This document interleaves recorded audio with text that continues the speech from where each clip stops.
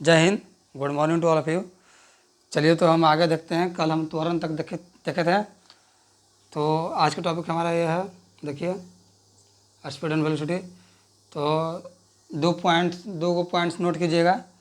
वेग बढ़ने की प्रक्रिया को वेग बढ़ने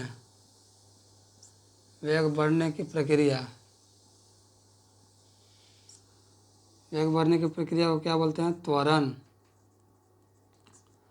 त्वरण कहते हैं। और वेग घटने की प्रक्रिया को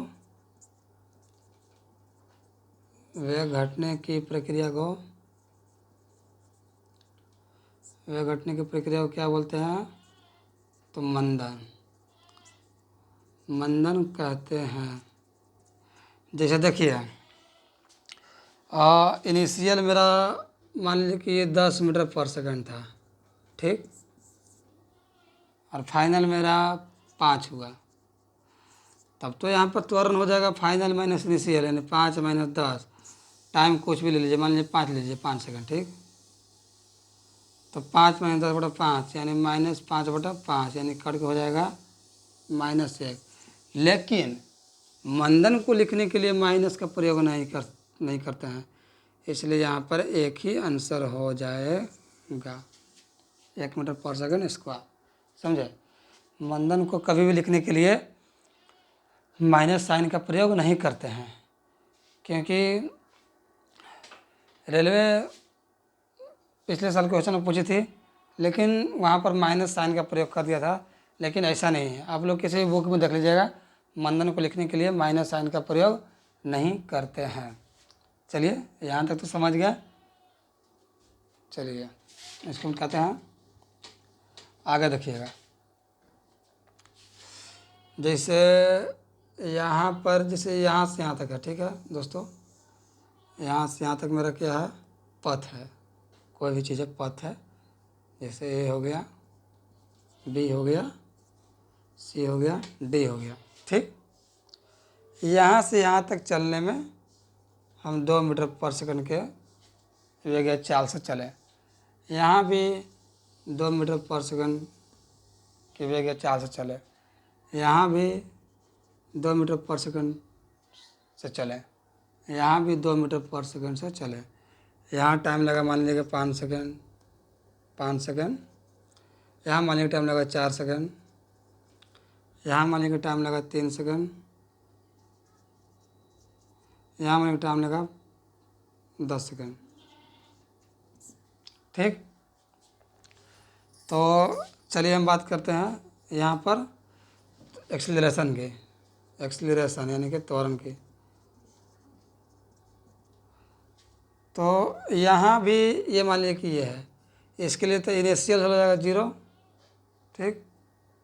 मतलब 2 से मतलब शुरुआत किया था, फाइनल भी 2 है, इनिशियल हो जाएगा 2।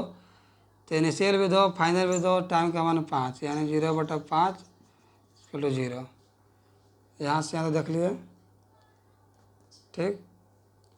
अब आगे देखते हैं, अगला का भी त्वरण निकालिएगा तो 2 में से 2 गया 0/4, यानी कि 0। इससे आपको समझे, अगर वेग एक समान हो तो त्वरण का मान 0 होता है। समझे?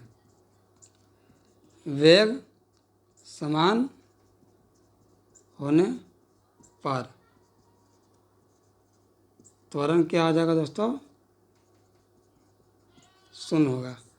यहाँ भी 2 मीटर पर सेकंड, आगे भी 2 मीटर पर सेकंड, आगे भी 2 मीटर पर सेकंड। तो त्वरण का फॉर्मूला होता है अंतिम वेग माइनस प्रारंभिक वेग। अंतिम भी 2 है, फाइनल भी 2 है। तो अंतिम माइनस प्रारंभिक यानी 2 - 2 यानी कि 0/5 = 0। तो वेग समान होने पर त्वरण का मान 0 होगा। अगर मान लीजिए कि दूसरा एग्जाम्पल देते हैं, देखिए यहाँ से यहाँ चलो, ठीक। यहाँ मान लीजिए कि ये है, यहाँ ये पॉइंट है, यहाँ बी पॉइंट है, यहाँ सी पॉइंट है, यहाँ डी पॉइंट है, यहाँ पर ई पॉइंट है। यहाँ अगर वेग है 2 मीटर पर सेकंड, यहाँ 4, यहाँ 6 मीटर पर सेकंड, यहाँ 8 मीटर पर सेकंड। ठीक, यहाँ भी टाइम का मान देते हैं 2 सेकंड। ठीक, तब हम यहाँ पर त्वरण की बात करते हैं, तो फाइनल कितना है 4, इनिशियल कितना है 2, तो 4 माइनस 2/2 यानी 2/2 यानी 1 मीटर पर सेकंड स्क्वायर। ठीक, हम आगे की बात करते हैं। ठीक, आगे अगला पॉइंट, यहाँ 6 है, यहाँ 4 है, तो यहाँ 6 में से 4 गया कितना हो जाएगा 2, यहाँ भी टाइम का मान 2 यानी कि 1 मीटर पर सेकंड स्क्वायर हो जाएगा। अगर वेग एक समान रूप से बढ़ रहा है, एक समान, यहाँ भी बढ़ा 2 मीटर पर सेकंड, यहाँ भी बढ़ा 2 मीटर पर सेकंड, और यहाँ भी बढ़ा 2 मीटर पर सेकंड।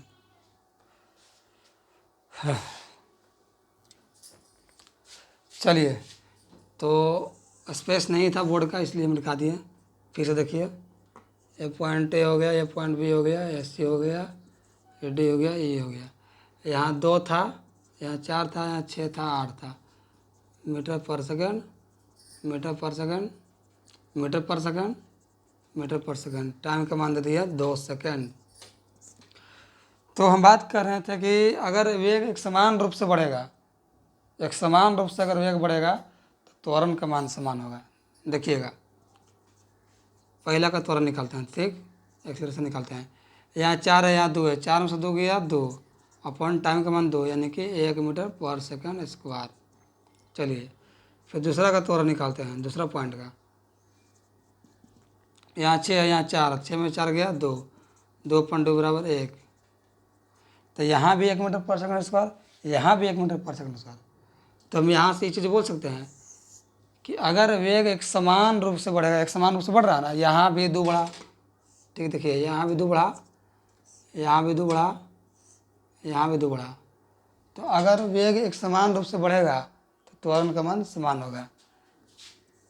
तो यहाँ पे पॉइंट लेके लिख सकते हैं, अगर वेग एक समान रूप से बढ़ेगा तो त्वरण क्या हो जाएगा, चला जी, समान होगा। चलिए, यहाँ तक तो बात हो गया। चलिए, नेक्स्ट पॉइंट हम बताते हैं आपको। अगर मान लीजिए, गौर से सुनिएगा, इसको समझने का चीज़ है, न तो गोगो कीजिएगा ना तो निकल जाएगा एग्जाम, समझे, और आप लटक जाइएगा बोरा में।